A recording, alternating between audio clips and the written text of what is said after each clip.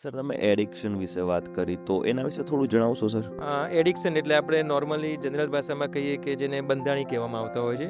Addiction એટલે substance રૂપે બી addiction હોઈ શકે અથવા તો બીજી કોઈ પણ પ્રકારનું એડિક્શન હોઈ શકે કે જે સબસ્ટન્સ વગર સિવાયનું હોઈ શકે. એડિક્શન એટલે કોઈ પણ પ્રકારનો પદાર્થ જેના લીધે આપણા શારીરિક અને માનસિક સ્વાસ્થ્ય ઉપર અસર કરે તેને સબસ્ટન્સ કહેવામાં આવે છે. આ સબસ્ટન્સ અમુક આપણે જ્યાદાતર જોઈએ કે વ્યસન છે એ લોકો વ્યસન કઈ રીતે કરતા હોય છે તો હાર્ડ ડ્રગ્સ હોય, મતલબ કે કોઈ પણ તમે તમાકુનું સેવન કરો તો તમાકુમાં નિકોટીન હોય છે, બે પ્રકારનું તમાકુ હોય. પદાર્થ લઈએ જેમ કે સોપારીના નામે લઈએ અથવા તો કોઈ ગુટખા કહીએ એ પ્રમાણે, અથવા તો સ્મોકલેસ હોય, મતલબ કે તમે બીડી પીવો, સિગરેટ પીવો અને એમાંથી ધુમાડો થાય. અને આજકાલ તો લેટેસ્ટ જનરેશન જે વેપિંગ કરે છે, ઈ સિગાર્સ કે એકદમ ડિવાઇસ આવે, લિક્વિડ નિકોટીન હોય અને ફેન્સી ટ્રેન્ડિંગ કર્યું છે. તો જે વ્યસનના પ્રકાર હોય કે તમે પદાર્થ એ તમે બ્લડમાં લો, એ નિકોટીન કે અમુક પ્રકારના જે સબસ્ટન્સ હોય એ તમારા શરીરમાં શારીરિક ચેન્જીસ કરે અને સાથે સાથે મગજના અમુક જે ચોક્કસ ભાગ હોય છે તેમાં કેમિકલ ચેન્જીસ કરે અને એ કેમિકલ ચેન્જીસના લીધે તમને ટેમ્પરરી પ્લેઝર સિકિંગ બિહેવિયર થાય, મતલબ કે તમે લાઈફના કોઈ પણ ટેન્શન છે તમે દૂર કરી શકો અને તમને એક આનંદની અનુભૂતિ થાય. જેવો પદાર્થ લીધો, જે પ્રકારનું વ્યસન કર્યું એ પ્રમાણે તમારા શરીરમાં અને મગજમાં ચેન્જીસ થાય. 1-2 કલાક સુધી એની અસર રહે. જે પહેલા જે માત્રા હતી એ તમારું ટેન્શન દૂર કરતું હતું, એના જગ્યાએ એવી માત્રાથી તમને એ ટેન્શન દૂર નથી થતું, એટલે તમે એની ક્વોન્ટિટી વધારો છો. સ્વાભાવિક વસ્તુ છે, જેટલું તમારું સ્ટ્રેસ વધારે છે એટલું જ કમ્પન્સેટ કરવા માટે તમારું એડિક્શન એટલું વધી જતું હોય છે.